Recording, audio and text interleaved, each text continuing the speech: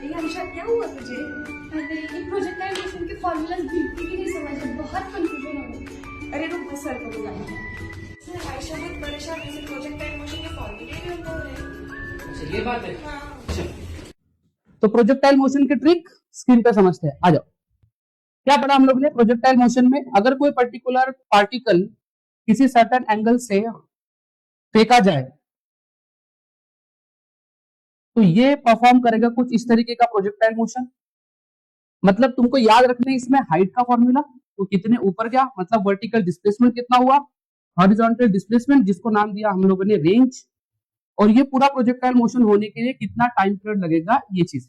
तो ये बात याद रखो, हम लोगों ने पहले से पढ़ा है कि टाइम पीरियड दो हिस्सों में टूटता है, ऊपर चढ़ता हुआ नीचे उतरता हुआ।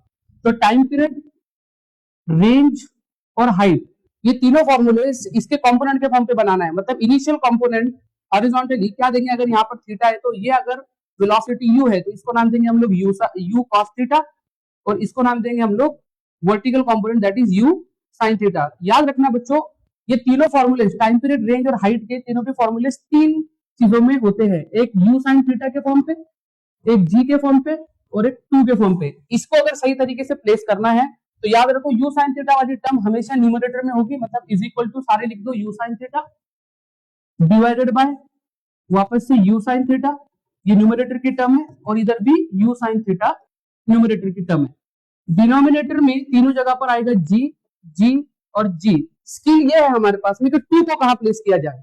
अगर 2 को हम लोग सामने रख देंगे तो ये बन जाएगा टाइम पीरियड का फॉर्मूला।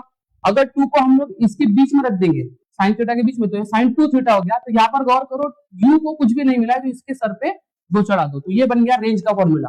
उसके साथ साथ 2 हम लोगों ने ऊपर लिखा, 2 मिडल में लिखा। अब 2 की बारी है डिनोमिनेटर में लिखने की, मतलब u और साइन थीटा को कुछ भी नहीं मिला है, इसलिए यहाँ पे 2 और यहाँ पर भी 2। तो ये फॉर्मूला हो गया आपका time period 2u sin theta by g, r is equal to u square sin 2 theta by g, और हाइट का फॉर्मूला हो गया u square sin square theta divide by 2g। समझा?